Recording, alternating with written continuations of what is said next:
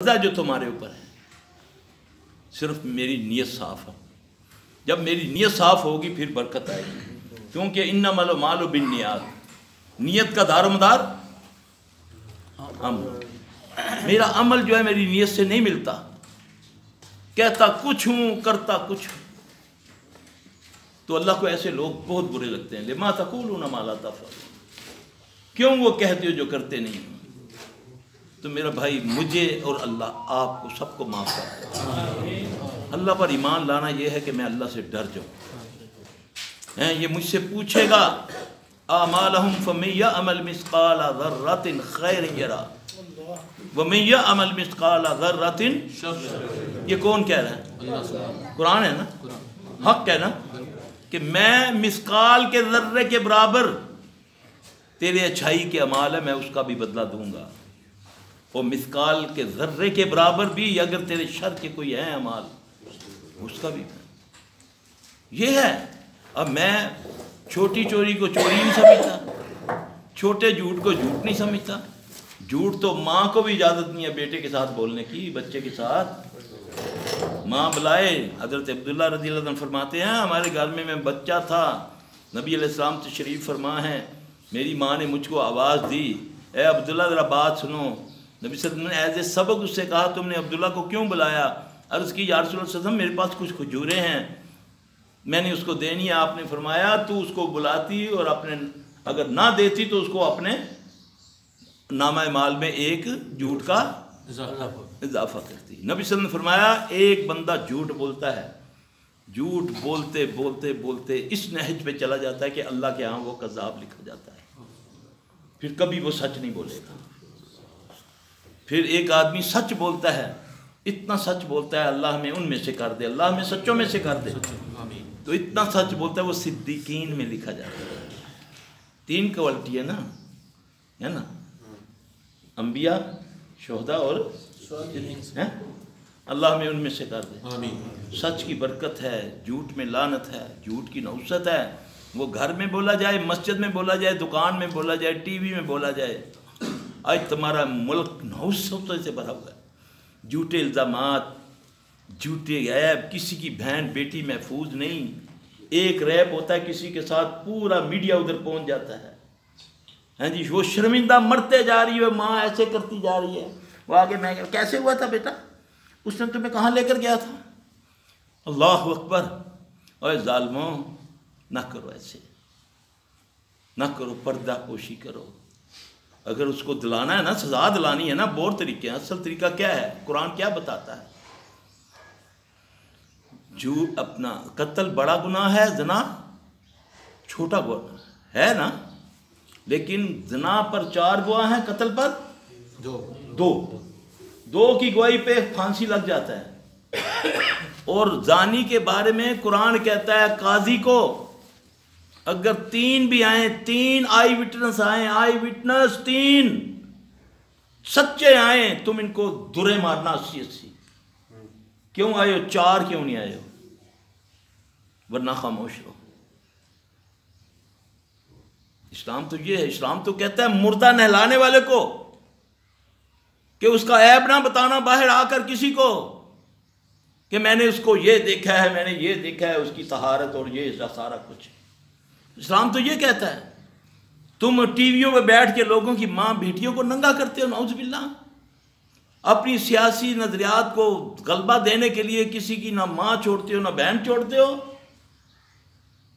کوئی کسی کی ماں کے بارے میں کہہ رہا ہے، کوئی کسی کی بیٹی کے بارے میں کہہ رہا ہے، کوئی کسی کی بیوی کے بارے میں کہہ رہا ہے. تو یہ کہاں جائے گا سارا کچھ؟ گالی کا اثر ہو سکتا ہے تو کیا یہ جو چیزیں ہیں، نکاح کیسے ہوتا ہے؟ ہاں کرنے سے ہوتا ہے نا، کہ مولوی ٹیکہ لگاتا ہے نکاح کا، وہ کہتا ہے ہاں بچے منظور ہی ہو، کہتا ہے ہاں تو بس وہ حرام حلال ہو گیا. یہی ہے نا. طلاق زبان سے ہوتی ہے نا، اس نے زبان سے کہا نا، پوری زندگی برباد ہو گئی، پورا معاشرہ تباہ ہو گیا ایک طلاق سے. تو یہ زبان ہی ہے سب کچھ. پردے رکھو، کسی کے پردے رکھو. تم کسی کے پردے یاد رکھنا، نبی صلی اللہ علیہ وسلم کی حدیث ہے جو کسی کی عیب جوئی کرتا ہے، جس کو اللہ نے عزت دی وہ اس مجلس میں اس کی عزت کو خراب کرنے کی کوشش کرتا ہے تو اللہ اس کو وہاں ذلیل کرے گا جہاں اس کو اللہ کی ضرورت ہوگی، مدد ضرورت، جہاں وہ پھنسا ہوا ہے اب دعائیں پڑھ رہا ہے لا الہ الا انت سبحانک انی کنت، یا اللہ میں نے معاف کر دی، پھنس گیا میں، اللہ خود اس کو ذلیل کرے گا، خود اس مجلس میں۔ یہ نبی کی باتیں ہیں، یہ ایسا مذہب ہے جو چونٹی کو بھی بچاتا ہے تمہارے سے۔ تم آج کیا کرتے ہو؟ وہ اس کے نظریات غالب آ گئے، اس نے کتے کو جھنڈا لپیٹا، اس کو کتے کو گولی مار دی، یہ نواز شریف ہے، نعوذ باللہ۔ ایک نے گدھے کو جھنڈا لپیٹا، یہ عمران خان ہے، اس کو مار مار کے کھوتے کی گدھے کی ناسیں پھوڑ دی، اس کا سر پھاڑ دیا۔ یہ بد دعا نہیں ہے تو کدھر ہے؟ وہ نہیں دیکھ، وہ اللہ کی مخلوق نہیں تھا کتا، وہ گدھا اللہ کی مخلوق نہیں تھا۔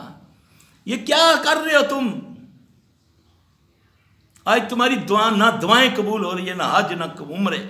ہر سال سب سے زیادہ پاکستانی جاتے ہیں انڈونیشین کے بعد، ہاں جی، کئی عمرے کرتے ہو، جیسے ہی ایک عمرہ ختم ہوتا ہے ویسے ساتھ ہی مسلمانوں پر ایک ذلت نہیں آ جاتی ہے۔ جیسے ہی حج ختم ہوتا ہے، ساتھ ہی آپ پڑھ کے دیکھیں تاریخ کو، جیسے ہی حج ختم ہوتا ہے مسلمان کے کسی نہ کسی ملک پر یا اللہ کی طرف سے یا زمین سے کوئی کسی کفر کی طرف سے اس پر کچھ شروع ہو جاتا ہے۔ اللہ کہتا ہے میں تمہاری دعائیں قبول کرتا ہوں۔ اللہ تو چونٹی کی بھی دعا قبول کرتے ہیں۔ سلیمان علیہ السلام اپنے رشتے کے ساتھ جا رہے ہیں نا دعا مانگنے، قید سالی ہے، ہاں جی، لشکر کو بولتے ہیں آؤ واپس چلیں، ان کے کیا ہوا؟ دعا تو مانگی نہیں۔ انہوں نے بولا میں نے دیکھا ہے ایک چونٹی اللہ کے آگے دعا مانگ رہی تھی بارش کی، تو ہمیں اب ضرورت نہیں ہے دعا مانگنے کی۔ وہ تو چونٹی کی بھی سنتا ہے، وہ ڈائریکٹ سنتا ہے۔ تم نے تو مردوں کا محتاج کر دیا میرے اللہ کو کہ یہ بابے کی سنے گا تو اللہ سنے گا، اس کو سنائے گا تو اللہ سنے گا۔ وہ چونٹی کس بابے کے پاس تھی؟ یہ سمندروں کی مخلوق کس سے مانگتی ہے؟ تم ساری دعاؤں پر دیکھو تو صحیح، جتنی دعائیں ہیں حدیث کی اور قرآن کی، یہ کہاں سے شروع ہوتی ہیں؟ اللہم سے، ڈائریکٹ اللہم سے، ہیں یا ربی سے۔ جتنی قرآن کی دعائیں ہیں، جتنی حدیث کی دعائیں ہیں، ڈائریکٹ ہے، ڈائریکٹ۔ ساری مخلوق کی وہ سنتا ہے، تمہاری نہیں سنتا اس قبر والے کے بغیر۔ وہ رب جو اتنا علیم و خبیر کہ تو ابھی پیدا نہیں ہوا، دنیا بھی پیدا نہیں ہوئی، اس کا علم، اس نے سب سے پہلے قلم کو پیدا کیا، پھر زمین و آسمان پیدا کرنے سے پہلے اللہ نے قلم کو پیدا کیا۔ یہ نبی صلی اللہ علیہ وسلم نے فرمایا جاؤ تحقیق کرو۔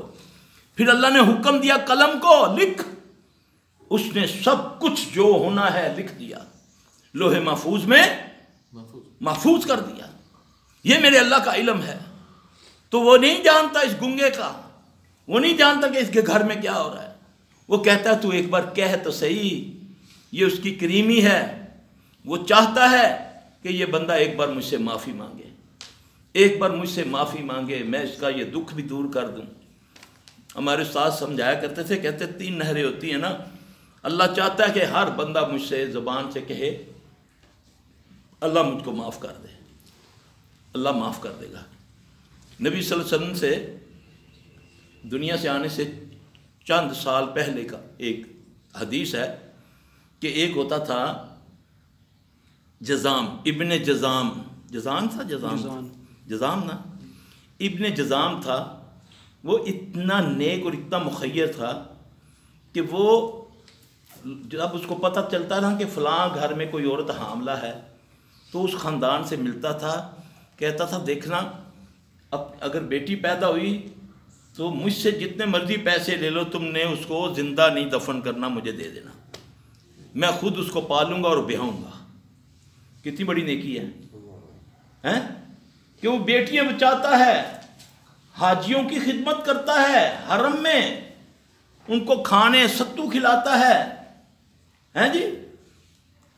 کچھ اس پر کچھ آزمائش آتی ہے، اس کا سارا مال و دولت ختم ہو جاتا ہے۔ اب وہ پریشان ہے، وہ کہتا ہے اتنا میں کرنے والا تو اب میرے جینے کا فائدہ ہی کچھ نہیں، میں تو اس کے بغیر رہ نہیں سکتا۔ اب وہ کہتا ہے میں اپنے آپ کو ختم گولی مار لوں، یا اس وقت جو بھی تھا میں مر جاؤں گا۔ پھر سوچ آتی ہے کہ میں اتنا بڑا میرا قبیلہ، اتنا میری عزت ہے، لوگ کہیں گے بزدل ہے، دیکھو مر گیا، اس سے بھی میری ذلت ہوگی۔ اب مکہ کے پاس ایک غار تھی جس کے بارے میں مشہور تھا کہ جو اس کے پاس جائے تو اندر سے ایک بلا آتی ہے، اس کو کھا جاتی ہے۔ اس نے بولا یہ بہترین طریقہ ہے، اب میں جاتا ہوں ادھر، وہ بلا آئے گی مجھے کھا جائے گی تو نہ لوگوں کو پتہ چلے گا، میری بھی جان چھوٹ جائے گی۔ اب وہ غار کے آگے کھڑا ہوتا ہے، کوئی بلا نہیں، کہتا ہے شاید اندر جانے سے پکڑ لے۔ جب آدمی مرنے کو آتا ہے تو پھر اس کو خوف ختم ہو جاتا ہے نا، وہ غار میں جاتا ہے، کوئی بلا نہیں، دیا جلا کے دیکھتا ہے تو اس کو 2 آنکھیں چمکتی نظر آتی ہیں۔ یہ میں قصہ نہیں سنا رہا ہوں، حدیث ہے یہ، بھلا کہو مولوی کس سے سناتا ہے، ہم کس سے نہیں سنایا کرتے اللہ کے فضل سے۔ اس نے دیکھا، اس کے اب کہتا ہے میں قریب جاؤں گا تو پھر یہ مجھے پکڑے گی۔ جب وہ جاتا ہے تو ایک مصنوعی سانپ اس کی آنکھوں کے اندر ہیرے لگے ہوئے ہیں، وہ اس روشنی سے چمک رہے ہیں، وہ شو شو کرتا ہے، کوئی بلا تو بڑی مصنوعی ہے۔ اب پیچھے دیکھتا تو پیچھے اس کے خزانہ ہی خزانہ ہے، دینار و اشرفی، سارا خزانہ ہی خزانہ ہے۔ کسی نے مشہور کیا، خزانہ رکھ کے مشہور کر دیا، کوئی اس خوف سے نہ جائے کہ جہاں اس نے محفوظ کرنے کے لیے سب کچھ کیا، جس نے بھی یہ مشہور کیا ہوا تھا۔ اب وہ کیا، اللہ نے پھر اس کو عطا کر دیا، اب اس نے پھر بانٹنا شروع کر دیا، پھر وہ فوت ہو گیا۔ صحابہ نبی کو یہ قصہ سنا رہے ہیں صلی اللہ علیہ وسلم، اس کے بارے میں پوچھتے ہیں کہ یا رسول اللہ صلی اللہ علیہ وسلم یہ بندہ کہاں گیا، اس کا ٹھکانہ کہاں ہے، یہ دوزخ میں گیا یا جنت میں گیا؟ یہ وہ صحابی جو جانتے ہیں یہ قصہ نبی صلی اللہ علیہ وسلم کو سنا رہے ہیں، تو پوچھ رہے ہیں کہ یا رسول اللہ صلی اللہ علیہ وسلم اتنا مخیر، اتنا سخی بندہ، اس کا مقام کہاں ہے؟ آپ نے فرمایا دوزخ۔ پوچھا یا رسول اللہ کیوں؟ آپ نے فرمایا اس نے زندگی میں کبھی توبہ نہیں مانگی تھی، اللہ سے توبہ نہیں مانگی تھی۔ مانگا کرو، استغفار پڑھا کرو، قرآن کہتا ہے جب استغفار پڑھو گے میں رحمت کی بارش برساؤں گا، میں بیٹوں سے مدد کروں گا، میں نہریں دوں گا، میوے دوں گا، میں امن دوں گا تمہیں۔ استغفار دل سے پڑھو۔ اللہ کے نبی صلی اللہ علیہ وسلم کا یہ جو 3 نہروں کی بات ہے نا، ایک اللہ چاہتا ہے کہ یہ بندہ توبہ کرے، نہیں کرتا پھر اللہ اس کو کسی مصیبت میں، بیماری میں مبتلا کرتا ہے کہ یہ بندہ اس میں آ کے میری طرف رجوع کر لے۔ جب وہ کہتا ہے یا اللہ سانو معاف کر دے، یا اللہ میرے بچے ٹھیک کر دے، اللہ راضی ہو کر اس کی وہ مصیبت بھی دور کر دیتے ہیں، اللہ اس کی وہ معاف بھی کر دیتے ہیں۔ ان بدبختوں میں اللہ نہ کرے جن کو کچھ نہیں ہوتا، جن کو بیٹے بھی دیتا ہے، لینڈ کروزیں بھی دیتا ہے، محل بھی دیتا ہے، مگر ان کے کان پہ خارش بھی نہیں ہوتی۔ اللہ ہمیں ان میں سے نہ کرے، ان کا نام لینے والا کوئی نہیں ہوتا۔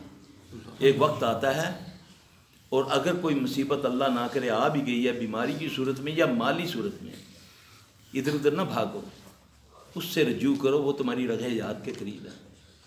پھر اس نے ایک طریقہ بتایا، وَاسْتَعِینُوا بِالصَّبْرِ وَالصَّلَاةِ، تجھ پر کوئی ذلت آ گئی ہے، بیماری آ گئی ہے تو کیا کر، سنبھالا نہ پا، نہ قوالیاں سنتے نہ نعتاں سن،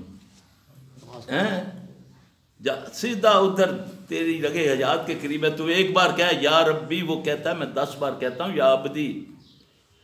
تجھے اس شعبدے بازوں نے اللہ سے دور کر دیا، اپنا محتاج بنا دیا، مسجدیں ویران، آستانے بھرے ہوئے ہیں، لاکھوں دنیا ادھر بیٹھی، مسجدوں میں کوئی بندہ نہیں۔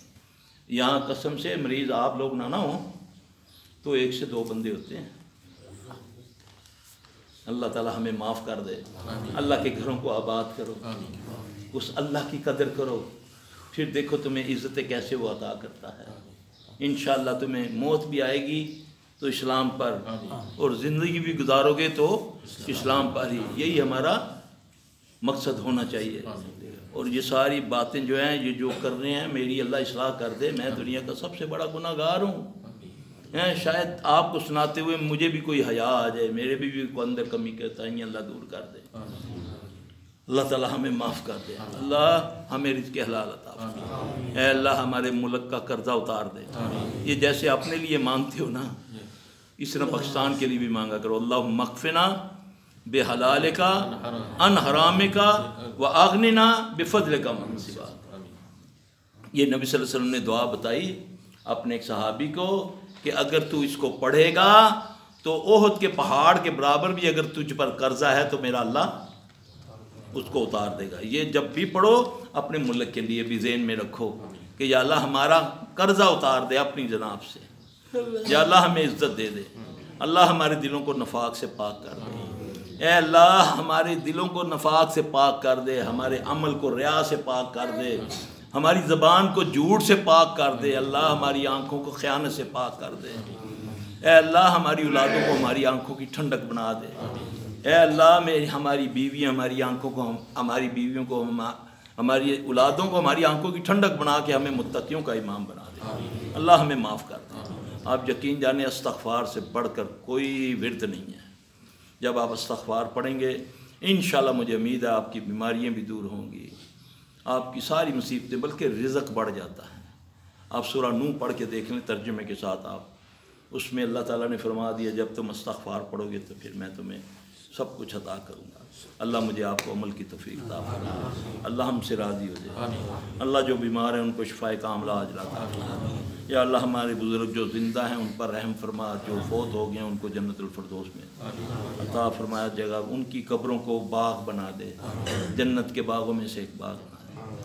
اللہ ہمیں ان کے لیے نیکیاں کرنے کی توفیق عطا فرما تاکہ ہماری نیکیوں سے ان کے لیے نجات ہو جائے. اللہ ہم سے راضی ہو جائے. سبحانک اللہم و بحمدک اشہد ان لا الہ الا انت استغفرک و اتوب الیک.